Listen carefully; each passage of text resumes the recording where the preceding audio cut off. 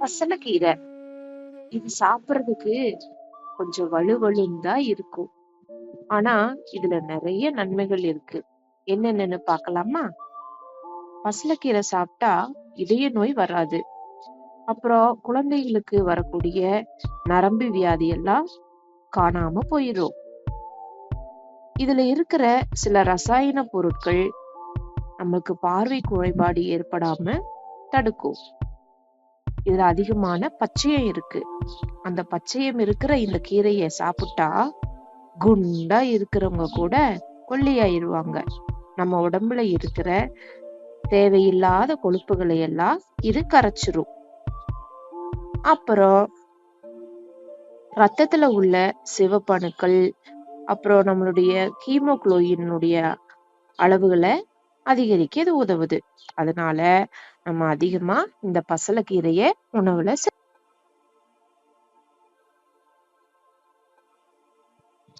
அடுத்து நம்ம பார்க்க போற கீரை மணத்தக்காளி கீரை.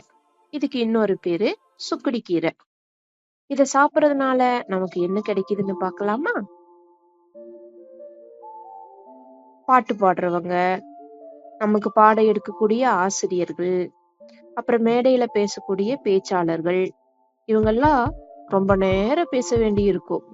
அப்படி பேசும்போது தொண்டை வறண்டு போய் தொண்டையில வீக்கம், புண்கள் எல்லாம் ஏற்படும். அப்போ இந்த மணத்தக்காளி கீரைய பக்குவமா செஞ்சு சாப்பிட்டு வந்தா அந்த புண்ணெல்லாம் மறைஞ்சு போயிரும். அடுத்த கீரை காணா வாழை. இது என்னடா புது பேரா இருக்கே? இது நம்ம வீட்டு பக்கத்துல எல்லாம் இருக்கும். ஆனா நம்ம இதைய களைச்செடின்னு நினைச்சு தூக்கி புடுங்கி போட்டுருவோம். ஆனா இதோடைய நன்மைகள் பார்த்தா நிறைய இருக்கு. ரத்த விருத்தி, கபநோய், சளி எல்லாம் இருந்தது அப்படின்னா நம்ம இத சாப்பிடலாம். அப்புறம் எங்காச்சும் புண்ணெல்லாம் ஆயிடுச்சு அப்படின்னா நம்ம இந்த காணாவாழைய மருந்தா உபயோகிக்கலாம். இந்த காணாவாழைய நம்ம பயன்படுத்தினா நம்ம உடல் நோய காணாம பண்ணிரும். அதனாலதான் இதுக்கு பேரு காணாவாழை. அடுத்து நம்ம பார்க்க போறது தூதுவளை. இதுக்கு தூதுவளை, சிங்கவல்லி, அலர்கம் அப்படின்னு பல பேர் உண்டு. இது இந்தியா முழுவதுமே வளரக்கூடிய ஒரு கொடி வகையை சேர்ந்தது. இது எங்கெல்லாம் இருக்குன்னு தெரியுமா? நம்ம தோட்டத்துல வேலி போட்டிருக்கோம். அந்த வேலியில எல்லாம் படரக்கூடிய ஒரு வகையான செடிதான் இது. இதுல நிறைய முள்ளு இருக்கும். அது கூட இதுல இருக்கக்கூடிய இலை, பூ, காய், வேறு இது எல்லாத்துலயுமே நிறைய மருத்துவ குணங்கள் இருக்கு. இந்த இலைய பறிச்சு நல்லா சுத்தம் பண்ணிட்டு அது கூட மிளகு, சின்ன வெங்காயம், பூண்டு இதையெல்லாம் சேர்த்து நல்லா வதக்கி சட்னியா செஞ்சு சாப்பிட்டு வந்தா நம்ம கிட்ட இருக்கக்கூடிய சளி, இருமல், இரைப்பு இதெல்லாமே காணாம போயிரும்.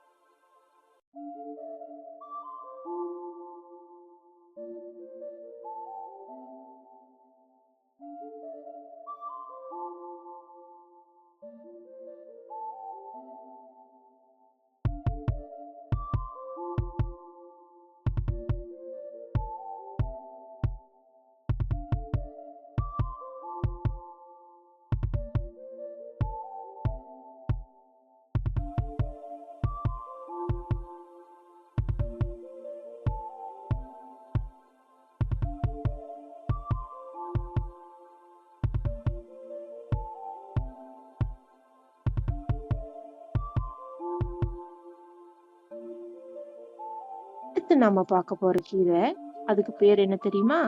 பிரண்டை. எத்தனையோ அம்மாமார்கள் ரொம்ப கவலைப்படுவாங்க. என் பையன் சாப்பிடவே மாட்டேங்கிறான், என் புள்ள சாப்பிடவே மாட்டேங்கிறான் அப்படின்னு ரொம்ப கவலைப்படுவாங்க. அது என்ன காரணம்? அந்த குழந்தைகளுக்கு பசி இல்லாம போறதுதான் காரணம். அப்ப நம்ம என்ன பண்ணலாம்னா இந்த பிரண்டைய எடுத்து நாரெல்லாம் உரிச்சிட்டு நீட்டா ஒரு சட்னியா செஞ்சு குழந்தைகளுக்கு சாப்பாடா கொடுத்தோம் அப்படின்னா நல்லா அது பசிய தூண்டும். அப்போ ஈஸியா அந்த குழந்தைங்க சாப்பிட ஆரம்பிச்சிருவாங்க. இப்ப அதுல இருக்கக்கூடிய நன்மைகள் என்னன்னு பாத்திரலாமா? இது நம்ம எலும்பு பலவீனம் இல்லாம இருக்கிறதுக்கு உதவுது. இதுல கால்சியம் சத்து அதிகமா இருக்கு. அதனால இத சட்னியாவோ அல்லது பொடியா கூட அரைச்சு வச்சு நம்ம குழந்தைகளுக்கு கொடுக்கலாம். குழந்தைகளே, பிரண்டைய மறக்காம சாப்பிடுவீங்களா? நல்லா பசி எடுத்து நிறைய சாப்பாடு சாப்பிடுவீங்களா? அடுத்து, எனக்கு ரத்தமே இல்ல, ரத்த சோகை நோய் வந்துருச்சு அப்படின்னு சொல்றவங்களுக்கான ஒரு கீரை. அந்த கீரை என்ன தெரியுமா? அந்த கீரைக்கு பேரு முருங்கைக்கீரை.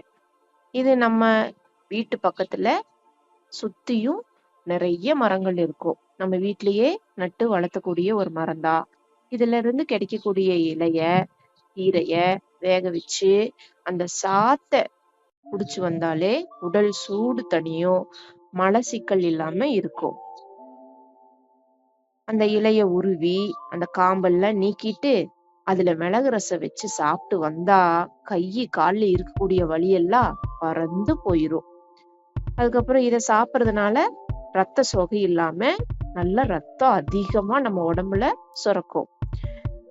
இந்த முருங்கை இலைய பொரியலா செஞ்சு சாப்பிட்டு வந்தோம்னா நம்முடைய பல்லு நல்ல உறுதியா இருக்கும்.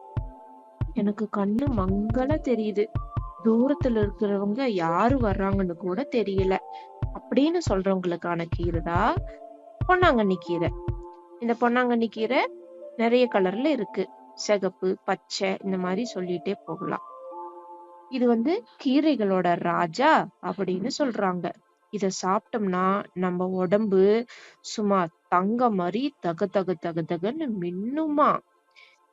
இத தொடர்ந்து சாப்பிடுறதுனால நமக்கு கண்ணுல இருக்கக்கூடிய நோய்கள், காச நோய், இருமல், சளி, நம்ம உடல் உஷ்டத்தினால நமக்கு ஏற்படக்கூடிய உடல் உபாதைகள் இது எல்லாமே காணாம போயிரும்.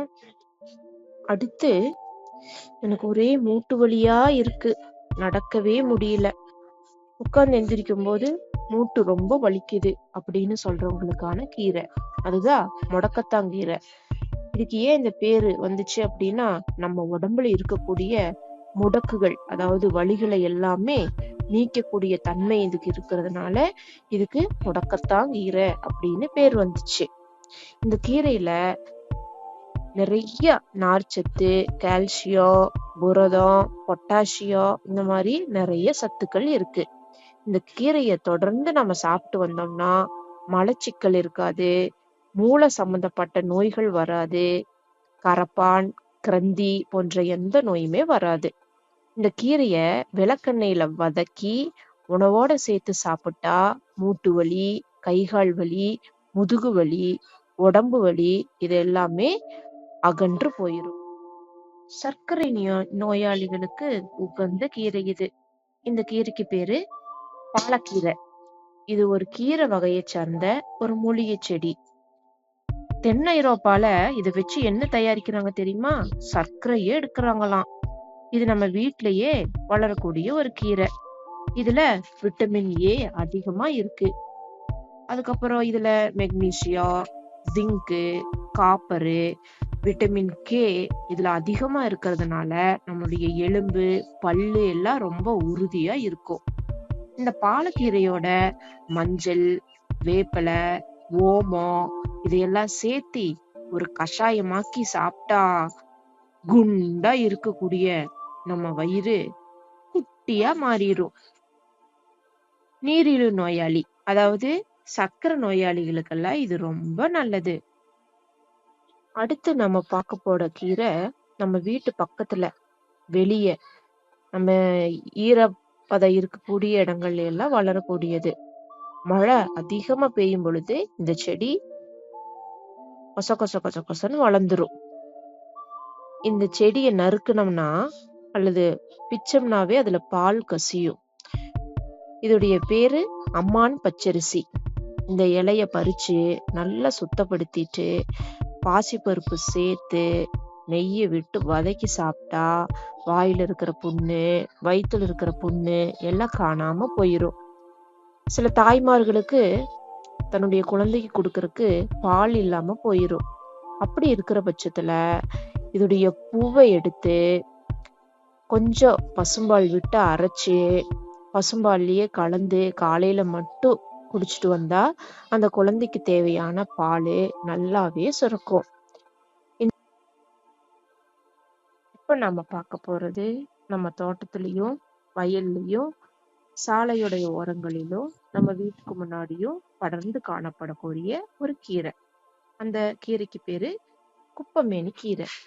இதுக்கு இன்னொரு பேர் கூட சொல்லலாம், பூனை வணங்கி, மார்ஜால மோகினி அப்படின்னு சொல்றாங்க. ஏன் இந்த பேர் வந்துச்சு தெரியுமா? நம்ம வளர்த்துற பூனைக்கு நம்ம சாப்பிட கொடுக்குறோம். அந்த சாப்பாடு சேராம போச்சுன்னா உணவு ஒவ்வாமை அதுக்கு ஏற்படும். அப்பேற்பட்ட சமயங்கள்ல அந்த பூனை என்ன பண்ணுமா, போய் இந்த கீரைய அப்படியே சாப்பிட்டுருமா. கீரையை சாப்பிட்டோன்னே அதுக்குரிய பிரச்சனை காணாம போயிருமா. பூனைக்கே அப்படின்னா நாம சாப்பிட்டா நமக்கு இருக்கிற தோல் சம்பந்தமான வியாதிகளும் காணாம போயிரும். தோல்ல ஏதாவது பிரச்சனை ஏற்பட்டுச்சுன்னா இந்த கீரையை பறிச்சு அதைய நல்லா சாறு எடுத்து அது கூட கொஞ்சம் மஞ்சளை கலந்து அந்த புண்ணு நோய் இருக்கிற பகுதியில தேய்ச்சோம்னா அந்த தோல் சம்பந்தப்பட்ட நோய் குணமாயிரும். இல்ல அப்படின்னா குப்பைமேனியில உப்பு, கொஞ்சம் மஞ்சத்தூள் எல்லாம் சேர்த்து நல்லா அரைச்சு அதைய தோல் சம்பந்தப்பட்ட வியாதி இருக்கக்கூடிய இடத்துல பூசி ஒரு 3 மணி நேரம் கழிச்சு கழுவுனா நாளாக ஆக அந்த நோய் படிப்படியா குணமாயிரும். நம்ம உடம்புல எல்லா விதமான வியாதி வர்றதுக்கும் எது காரணம் தெரியுமா? மலச்சிக்கல். இந்த நீடித்த மலச்சிக்கல் நாளடைவுல என்னவா மாறுமா? மூல நோயா மாறுமா. நம்ம சாப்பிடுற உணவுல அதிகமான காரம், புளிப்பு, நார் சத்தற்ற மாவு பதார்த்தங்கள் இதெல்லாம் சாப்பிடுறதுனால என்ன ஆகுது? நம்ம ஜீரணத்துல சிக்கலை ஏற்படுத்தி வயிற்றுல புண்களை ஏற்படுத்துது. பெருங்குடல்ல அதிகம் வாதம் உண்டாகுது. உடல்ல வாதமும் கழிவுகளும் சேர்றதுனால மூலத்துல சூடு ஏற்பட்டு புண்கள் உண்டாகுது. அப்ப நம்ம என்ன பண்ணலாம்? இந்த துத்திக்கீரை குடல் புண்களை ஆற்றி மலத்தை இலக்கி ஈஸியா வெளியேற்றிரும். அப்ப நாம என்ன பண்ணணும்? இந்த துத்திக்கீரைய சமைச்சு சாப்பிடணும். எப்படி சமைக்கலாம்? துத்தி இலை எடுத்து விளக்கெண்ணெயில வதக்கி மூலத்துல கட்ட, மூலத்துல உள்ள வீக்கம், வலி,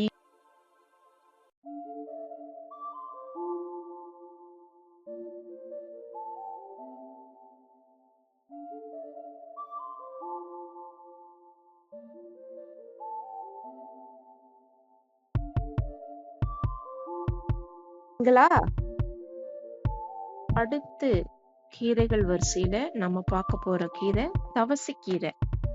தினமும் நம்ம உணவுல ஏதாவது ஒரு கீரையை சேர்த்துக்கிட்டா நம்ம உடம்புக்கு தேவையான விட்டமினும் தாது உப்புகளும் கீரைகள்ல அதிகமா இருக்கு. குழந்தைகள் சாப்பிடும்போது குழந்தைகளுக்கு தேவையான அத்தனை விட்டமின்களும் கிடைக்கும். இப்ப இந்த தவசி கீரையை சாப்பிட்றதுனால ரத்த சோகை பிரச்சனைக்கு முற்றுப்புள்ளி வைக்கலாம். ஆனா இந்த தவசக்கீரை அப்படிங்கிற பேரை நம்ம கேள்விப்பட்டிருக்கவே மாட்டோம். ஆனா இதுல vitamin A, vitamin B, vitamin C, vitamin K அப்படிங்கிற மல்டி விட்டமின் நிறைய இந்த கீரையில இருக்கு. சோ இந்த கீரைக்கு மல்டி விட்டமின் கீரைன்னு கூட நம்ம சொல்லலாம். இது ரத்தத்துல இருக்கிற கோளாறுகளை எல்லாம் நீக்கி நம்ம கிட்ட இருக்கிற கெட்ட ரத்தத்தை எல்லாம் வெளியேற்றி நம்ம ரத்தத்தை சுத்திகரிப்பு பண்ணுது. அப்புறம் நம்ம பல்லு, எலும்புகள். அடுத்து நம்ம பார்க்க போறது நம்ம சமையல்ல அதிகமா எல்லா உணவுகள்லயுமே சேர்த்தக்கூடிய ஒரு கீரை. அதுக்கு பேருதான் கருவேப்பிலை. இதை நாம என்ன பண்ணுவோம்? சாப்பிடாம எடுத்து தூக்கி தூரமா போட்டுருவோம். இப்ப இது சாப்பிட்றதுனால நமக்கு என்ன கிடைக்குது அப்படின்னு பார்த்தா ரத்த சோகை குணமாகும். நமக்கு வயிற்றுப்போக்கு, மூல நோய் இதுக்கெல்லாம் சிறந்த மருந்தா இருக்கும். குமட்டல், தலை சுற்றுக்கு எல்லாம் ஒரு தீர்வா இருக்கும். நல்ல ரத்த ஓட்டத்துக்கு வழிவகுக்கும். கண் பார்வையை மேன்மேல உறுதியாக்கும். கல்லீரலை பாதுகாக்கும். கெட்ட கொழுப்பை எல்லாம் குறைச்சு நோய் மற்றும் இதய நோய்கள்ல இருந்து நல்ல கொழுப்புடைய உற்பத்தியை அதிகரிக்கும். நம்ம முடிய வலுவாக்கும். நீரிழிவு நோய்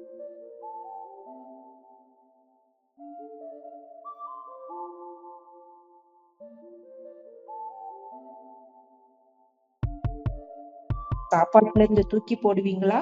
தூக்கி போடக்கூடாது, சரியா? அடுத்து நாம பார்க்க போற கீரை பெண்களுக்கு உகந்த கீரை. அதுக்கு பேரு கல்யாண முருங்கை. இதுல எண்ணற்ற மருத்துவ பயன்கள் உள்ளது. இதுக்கு முருங்கையின் பெண்பால் என்று கூட சொல்லலாம். இது கிராமப்புறங்கள் எல்லாம் என்னென்னலாம் சொல்றாங்கன்னு பார்க்கலாமா? முள் முருங்கை, முருக்க மரம், கல்யாண முருக்கன், முள் முறுக்கு இப்படின்னு சொல்லுவாங்க. இதோடைய இலை, விதை, பூ, பட்டை எல்லாமே மருத்துவ குணங்கள் கொண்டது. இது எப்படி இருக்கும்னா கொஞ்சம் கார சுவையும் வெப்பத்தன்மையும் கொண்டதா இருக்கும். இது பாக்குறதுக்கு நல்லா அகலமா பச்சை நிற இலையும் சிவப்பு நிற பூக்களையும் கொண்டதா இருக்கும். இந்த கல்யாண முருங்கையில சுண்ணாம்பு சத்து, நார் சத்து, இரும்பு சத்து இருக்கு. இந்த கல்யாண முருங்கையானது கர்ப்பப்பை பிரச்சனைகளை சரி செய்யும்.